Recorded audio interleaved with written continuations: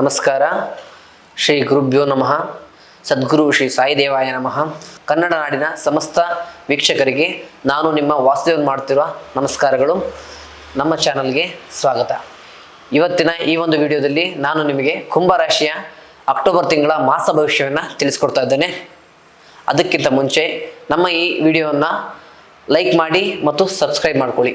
ಮೊದಲನೇದಾಗಿ ಉದ್ಯೋಗ ಮತ್ತು ಆರ್ಥಿಕ ಸಮಸ್ಯೆ ಬಗ್ಗೆ ನೋಡೋದಾದರೆ, ಉದ್ಯೋಗದಲ್ಲಿ ವೈಜ್ಞಾನಿಕ ಕ್ಷೇತ್ರದಲ್ಲಿ ಅಂದರೆ ವಿಜ್ಞಾನ ವ್ಯವಸ್ಥೆಗಳಾಗ್ಬೋದು, ತದನಂತರ ಸಂಶೋಧನಾ ವಿಚಾರದಲ್ಲಿ ಯಾರು ಕೆಲಸ ಮಾಡ್ತಿರ್ತಾರೆ ಅವರಿಗೆ ಒಂದು ಒಳ್ಳೆ ಯಶಸ್ಸು, ಒಳ್ಳೆ ಒಂದು ಲಾಭ ವ್ಯವಸ್ಥೆ, ಒಳ್ಳೆ ಬಡ್ತಿ ಸಿಗುವಂಥ ವಿಚಾರ ಆಗುತ್ತೆ.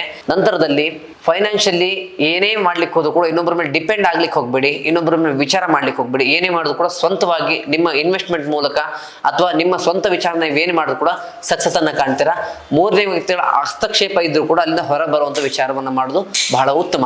ಆರ್ಥಿಕ ಸ್ಥಿತಿ, ಆದಾಯ ಕಡಿಮೆ, ಖರ್ಚು ಹೆಚ್ಚು. ಇವ್ರು ಏನೇ ಮಾಡಿದ್ರು ಕೂಡ ಲಾಸ್ ಅನ್ನೋದೇ ಕಾಣ್ತಾರೆ ಹೊರತು ಲಾಭ ಅನ್ನೋದು ಜೀವನದಲ್ಲಿ ಕಾಣ್ಲಿಕ್ಕಿಲ್ಲ. ಯಾಕಂದ್ರೆ ಇವರು ಜೀವನದಲ್ಲಿ ಇವ್ರ ಕೈ ಎಷ್ಟು ಫ್ರೀ ಇರುತ್ತೆ ಅಂತಂದ್ರೆ, ಬಂದಿದ್ದ 10 ರೂಪಾಯಿ ಬಂದರೂ ಕೂಡ 50 ರೂಪಾಯಿ ಖರ್ಚು ಮಾಡೋಷ್ಟು ಧಾರಾಳ ಮನಸ್ಸಿನ ವ್ಯಕ್ತಿಗಳಾಗಿರ್ತಾರೆ.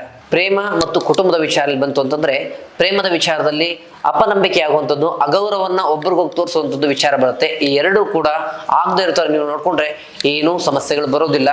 ನಂತರದಲ್ಲಿ ಕುಟುಂಬದಲ್ಲಿ ಸಾಮರಸ್ಯ ಹೆಚ್ಚಾಗುತ್ತೆ, ಕುಟುಂಬದಲ್ಲಿ ಶುಭ ಕಾರ್ಯಗಳು ಜರುಗುವಂಥ ವಿಚಾರಗಳು ಹೆಚ್ಚಾಗುತ್ತೆ, ಏನೂ ಸಮಸ್ಯೆ ಇರೋದಿಲ್ಲ.